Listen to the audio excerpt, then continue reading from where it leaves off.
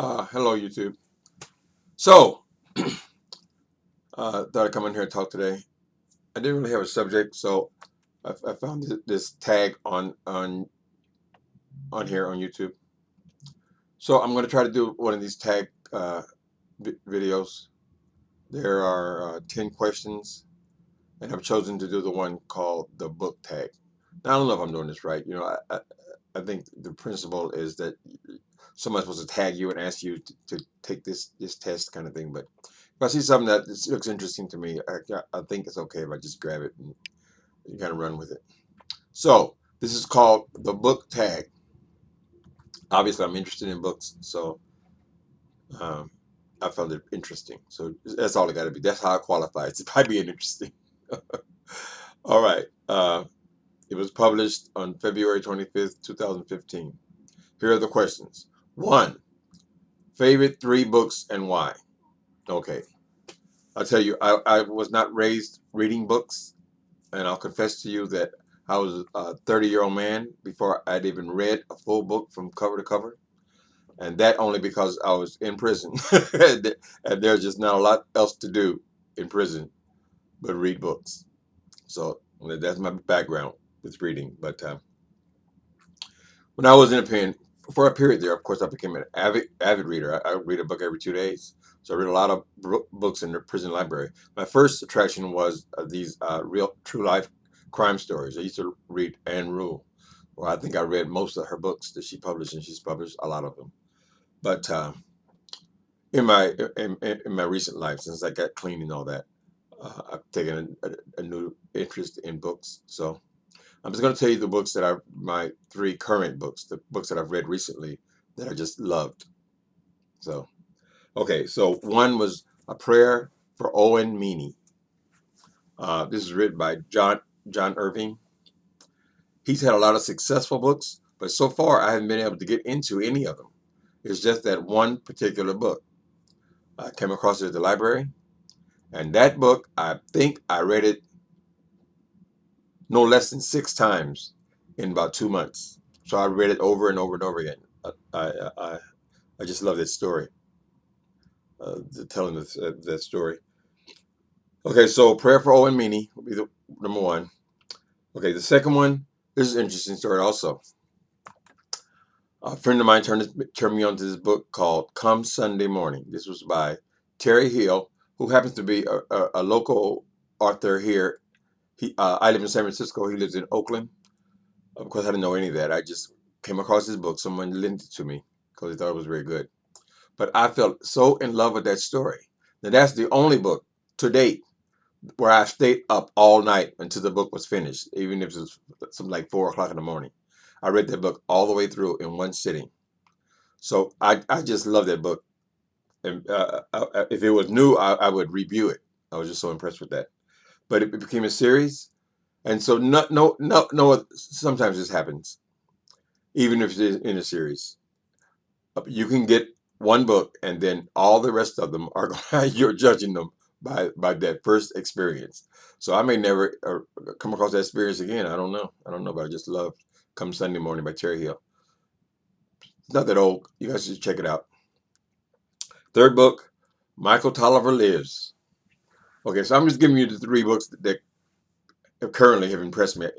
Basically, I read pretty much every day now. I use my Kindle and I listen to books constantly. I'll talk a little more about that. Maybe one of the other questions will ask me something close enough to that where I can go into it. But anyway, Michael Tolliver Lives. Now, this book was written by Armistead Maupin, and he's the guy that wrote the Tales of the series. White guy here in also just happens to be in San Francisco also. But so he wrote that series, Tales of the City. And Tales of the City, I believe, covered 3 books that he wrote. But I came across this one about one of the characters, Michael Tolliver, which was one of the primary characters in the series. But this book was not a part of the series. But I just love that narration. It influenced because that book is told in first person, and it just involves so many areas of my life, being a long-term survivor of HIV and this city, San Francisco, and just so much in that story. touched me. The relationship with Maupin and the mother, which I think kind of mirrors his own relationship with his own mom. But I just love that book, and I read it. It's another one that I read over and over and over again.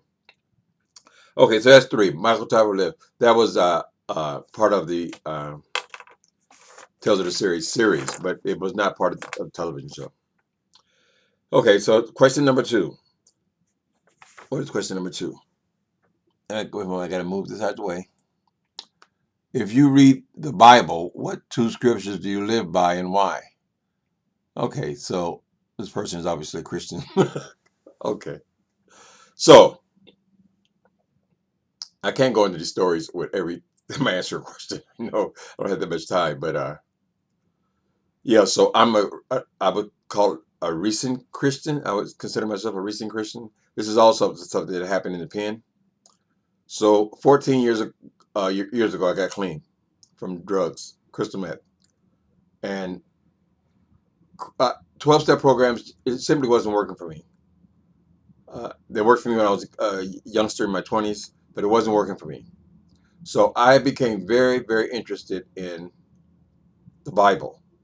I just felt like if I had any chance at all of kicking this habit and just going in and out, in and out, in and out of prison, there was only one experience that I ever heard of. You know, being an African American person, I have heard many stories of people who got involved in the church and then their life changed. So, and my mother had converted to Christianity, and I saw a dramatic change in her. And people in my family had converted to Christianity and seemed to have some power there. So since I was a desperate person, I got very interested.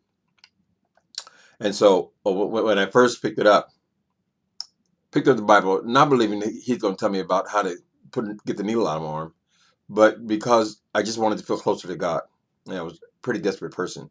At the same time, these drugs, protease inhibitors, HIV drugs came out. And so now, if I could stop getting high, I could actually live. And so it was a new thing because for the whole time that I had been positive, I was out there with no hope whatsoever. So I didn't see any reason why I shouldn't get high, frankly. But anyway, so you asked me a question. Let me try to answer it. Okay, what two scriptures? For God so loved the world that he gave his only begotten Son, that whosoever believeth in him should not perish but have everlasting life. I think that sums up the New Testament. It sums up what it means to be a Christian. That and I'm not going to preach, so relax. But what it says is faith. Faith is how you please God. That's all you got to do is just believe. Now, and I'm a living testimony that just believing is enough. God will handle the rest. Okay, so the second one, I did put something down here. As far as the scripture, there's so many scriptures, and they're all taken out of context. So, I mean, for the gospel of the world, I mean, that's a part of a full chapter. So, my story is, I'll say it's a story, I won't say it's a scripture, I'll say the telling of the prodigal son.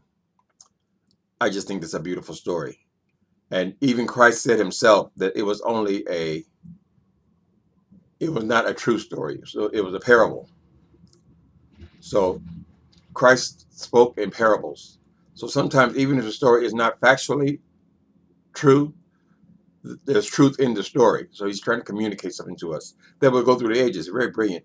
That we can read it now, thousands of years later, and we can still pull the meaning out of it. So anyway, so that's my scripture. The whole story of the prodigal son. All right. Question number three. What was one of the first books you ever read as a child? As I said, I didn't read when I was a child. I have this disability. It's called dyslexia. So I didn't put that together for years. I didn't know I had dyslexia, but I know I didn't enjoy reading. I know that I never went and studied. I know I didn't go to study hall. I managed to get grades just because I was alert and I guess I had some intelligence. I could answer questions without reading, but very rarely read anything. And so never went to the library. I mean, some of my friends who have been readers, they've been readers their whole lives. They went to the library, checked out books, read the books. So anyway, I didn't do that. But at 13 years old, my family was living in these projects. And it was a time where we were doing civil rights, but it was in the early 70s. But there was a story called Man Child in the Promised Land. This was the first black book that I came across in school. So I was just very curious. So that's an adult read. It's about, from what I remember, I just remember it took place in Harlem. It was about a lot of the civil rights issues of that time. But at any rate, I read the book cover to cover. That's the only one. It's an exception. And I was only about 12, 13 years old. So it was called, I don't remember, I don't know the author, it's a black author, Man Child in the Promised Land. Okay. Next question. Do you prefer fiction or nonfiction books? Definitely fiction. Unless I have a connection to nonfiction. Like if someone's autobiography or something like that, someone that I'm interested in, that would be interesting for me. But in general, it's fiction. And I'll tell you, I read a lot now. Well, actually, that was one of the other questions, so I'll just leave it at that. I prefer fiction books. Good fiction. It's got to be good. Um, because a well-told nonfiction book would trump a bad-told fiction book. So, you know, so I read mostly fiction these days. If you could write a book, what would it be about? Okay, so I've done that. First, I've written 5 books. I'm not sitting over just bragging about what I've done, all that kind of stuff. But I'm just answering the questions. And I mean, I chose the book tag because I'm interested in books or writing. So anyway, so I wrote a book. That was the first book I wrote. I got clean. I think I was about 3 years clean then.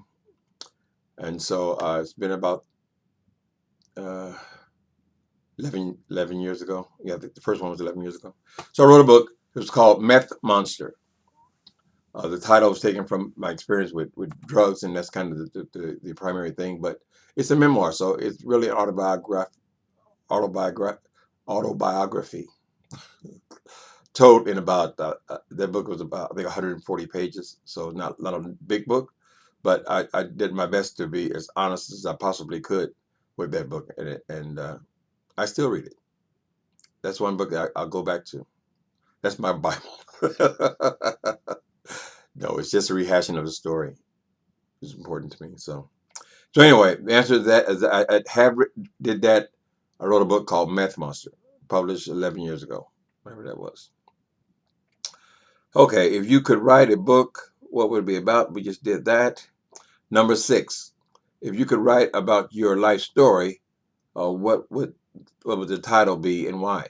Okay, so I just answered it. This is pretty much the same question. I wrote it. It's called Meth Monster. It's about meth, but our lives are not drug addicts. We're not just drug addicts. I mean, we're a lot of things. I think that book covered a lot of my experience with religion as a child, and then what it meant to me as an adult. It covers what I feel about deliverance. When someone says they're delivered from something, what that means. It covers my 2 loves. My life only had 2, but anybody who's considering writing, your life you've been touched by different in different ways by different people throughout your life. So for my family, they found the very first couple of chapters of that book extremely interesting. That got their interest because that's when they knew me. It's when I was a kid, right? Well, then I've had people come contact me on Facebook and say, "Oh, I read your book." They connect with the part where they knew me in Hollywood. My lover's family, for instance, and so when I was in the pen, I've given my book to people who I was in the pen with.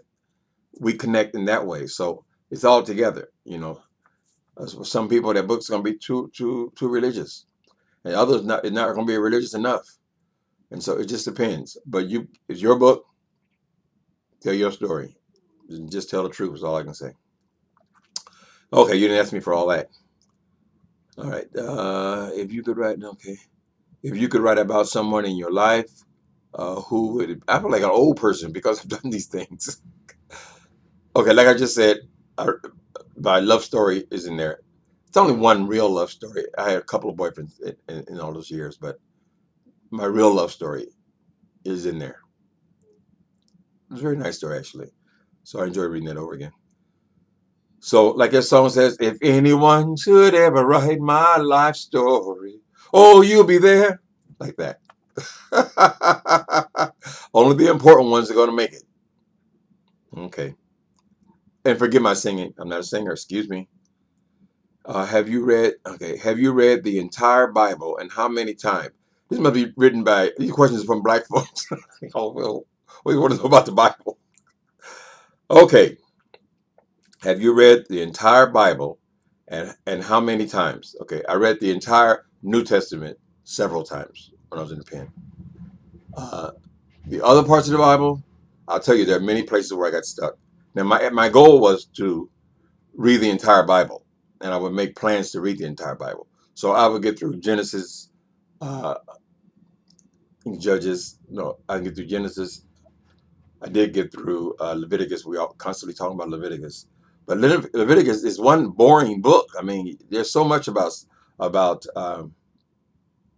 sacrifice and how to prepare for sacrifices, and this one begot that one, and that one begot the other one. So, but I did. I got through most of the books in the Old Testament. I believe I'm definitely got through. I would say 3/4 of the Old Testament. I remember a lot from there. I remember some of the stories, of Esther, but I only went through that one time, and that I felt like it was enough. I think I read Genesis a couple times, the ancient stories. I feel like my life began with the New Testament. That's just how I feel. I feel like it's not important for me because Christ changed religion. Christ changed our relationship with God, in my opinion. But okay, so I read most of the Old Testament and all of the New Testament several times. That's the answer to the question. All right, how often do you read books? Okay, this is interesting. Okay, for a while there, I only listen to gospel music on my. I live in San Francisco. I don't need a car. I mean, a lot of people here don't have a car. You can be a doctor, a lawyer, and not have a car in San Francisco. But I used to listen to music, gospel music, for several years. When I became a Christian, I got very excited about gospel music. And but maybe when I started writing 10 years ago, I switched from listening to music, to listening to books. And so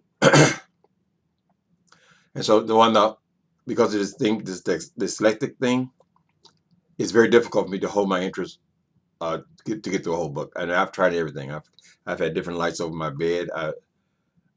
I've had every kind of light you can imagine. I've got 5 or 6 different pairs of glasses, all thinking that this will make me read more. It didn't happen for me. So what I did was audiobooks for one thing. So I'm listening to that just like I listen to music. So I'm always listening to books. So I listen to books every day. Um, and then I got a Kindle book reader. Primarily, when I was writing, I would write, and then I would listen to what I wrote when I'm out in the streets. And then if I hear something that didn't sound right, I would come back home and then change it on my computer. And so when I got the Kindle, but part of the Kindle is it has an audio. So even though you don't have an audio book, you still have the option of listening to books. And so I listen to that, do that all day. I go back between my iPod and my Kindle. So constantly, I'm reading different books, just books out of the library, things I find interesting. Um, Also, when I was having difficulty sleeping, and I found this trick that I could listen to books, put me right to sleep. It put me right to sleep. So every night, when I'm ready to go to sleep, I load up my iPod from audiobooks, and then I listen to books to go to sleep every night. So I'm constantly listening to books. Only thing about listening, it doesn't have the kind of retention that you have from reading the actual book. Because if you're listening to, let's say, for instance, you listen to your Kindle, and your bus pulls up, or your subway train pulls up, then there's a time where you're moving around, or when you're walking, you're stopping, or you're seeing something that's interesting on the street, whatever. So you don't have the same concentration as reading directly hardcover books. So So anyway, but I'm constantly reading. I love books. I love writing books a lot more than I love reading them. No, I love them both. A good book, like that thing I had with Terry Hill's book, that is a pleasurable experience, and I'm constantly looking for that experience. So yeah, I do. I enjoy books a lot more. I don't listen to music on Sundays, believe it or not. That's while I'm getting ready for church. All right, people. I said I'd make an effort. I'm sure I suppose I'm supposed to tag me and all that kind of stuff, but Brother Caldwell told me that if I saw something, I liked it, and you saw the questions, I could go ahead and do it. So you got a problem, see him. All right, that's it. That was the book tag. Later.